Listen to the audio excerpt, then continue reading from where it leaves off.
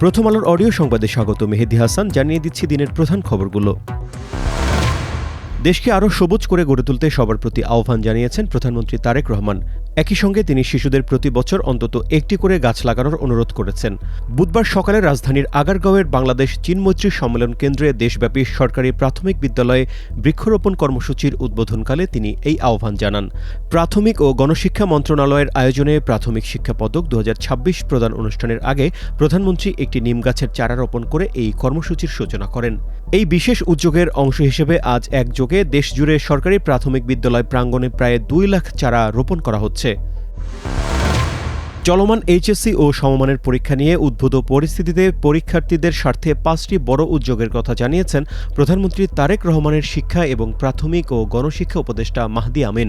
বুধবার নিজের verified Facebook পেজে দেওয়া এক পোস্টে তিনি জানান, প্রতিকূল আবহাওয়া বা অনিবার্য কারণে সারা দেশে চলমান এইচএসসি পরীক্ষায় যারা অংশ নিতে পারেননি তারা চট্টগ্রাম বোর্ডের স্থগিত হওয়া সংশ্লিষ্ট বিষয়ের অভিন্ন প্রশ্নপত্রে পরীক্ষা দেওয়ার সুযোগ পাবেন।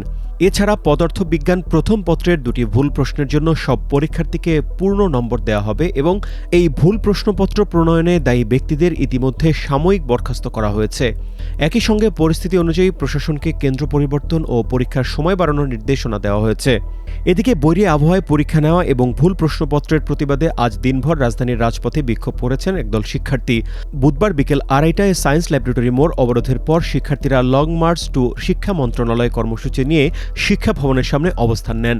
সেখানে পুলিশি ব্যারিকেডের মুখে পড়ার পর সন্ধ্যা 6টার দিকে তারা শাহবাগ মোড় অবরোধ করেন। এই অবরোধের ফলে শাহবাগ দিয়ে সব ধরনের যান চলাচল সম্পূর্ণ বন্ধ হয়ে যায়। পরে রাতে অবরোধ তুলে নেয় তারা। বঙ্গোপসাগরে বুধবার সকালে নতুন করে একটি লঘুচাপের সৃষ্টি হয়েছে। এর প্রভাবে উত্তর বঙ্গোপসাগর ও বাংলাদেশের উপকূলীয় এলাকায় ঝোড়ো হাওয়া বয়ে যাওয়ার আশঙ্কায় দেশের 4 সমুদ্র বন্দরে 3 নম্বর স্থানীয় সতর্ক সংকেত জারি করেছে আবহাওয়া অধিদপ্তর। সতর্ক সংকেত পাওয়া বন্দরগুলো হল চট্টগ্রাম, কক্সবাজার, মোংলা ও পায়রা। একই সঙ্গে সাগরে থাকা সব মাছ ধরার নৌকা ও ট্রলারকে পরবর্তী নির্দেশ না দেওয়া পর্যন্ত উপকূলের কাছাকাছি সাবধানে চলাচল করতে বলা হয়েছে।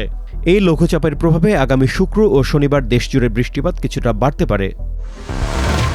প্রেসিডেন্ট ডোনাল্ড ট্রাম্পের ঘোষণার পর ইরানের বন্দর ও উপকূলীয় এলাকায় আবারও কঠোর নৌ অবরোধ কার্যকর করেছে যুক্তরাষ্ট্র। মঙ্গলবার ওয়াশিংটন সময় বিকেল 4টা থেকে এই অবরোধ শুরু হয়। মার্কিন সেন্ট্রাল কমান্ড সামাজিক যোগাযোগ মাধ্যমে নিশ্চিত করেছে ইরানের ওপর এই অবরোধ বজায় রাখতে এবং মধ্যপ্রাচ্যে অভিযান পরিচালনায় বর্তমানে মার্কিন নৌবাহিনীর 20টির বেশি যুদ্ধজাহাজ এবং শতাধিক সামরিক উড়োজাহাজ মোতায়েন করা হয়েছে। উল্লেখ্য, গত জুন মাসে 2 দেশের মধ্যে একটি অন্তর্বর্তী সমঝোতা স্মারক সই হলে পূর্ববর্তী অবরোধ প্রত্যাহার করা হয়েছিল। 16 বছরের কম বয়সীদের জন্য সামাজিক যোগাযোগ মাধ্যম ব্যবহারে নিষেধাজ্ঞা আরোপের মাত্র 1 মাসের মাথায় এবার 16 ও 17 বছর বয়সী কিশোর কিশোরীদের জন্য মাঝরাতের পর সামাজিক যোগাযোগ মাধ্যম ব্যবহারে কঠোর বিধিনিষেধ জারির পরিকল্পনা ঘোষণা করেছে যুক্তরাজ্য সরকার। নতুন এই পরিকল্পনা অনুযায়ী রাত 12টা থেকে সকাল 6টা পর্যন্ত কিশোর কিশোরীদের ইনস্টাগ্রাম ও ফেসবুকের মতো আসক্তিকর অ্যাপে প্রবেশাধিকার কঠোরভাবে নিয়ন্ত্রণ করা হবে। যুক্তরাষ্ট্রের ডালাসে রাতে প্রথম সেমিফাইনালে তারকাখচিত ফ্রান্সকে 2-0 গোলে হারিয়ে দ্বিতীয়বারের মতো বিশ্বকাপের ফাইনালে উঠেছে স্পেন। এদিকে বুধবার দিবাগত রাত 1টায় বিশ্বকাপের দ্বিতীয় সেমিফাইনালে মুখোমুখি হচ্ছে 2 চিরপ্রতিদ্বন্দ্বী আর্জেন্টিনা ও ইংল্যান্ড।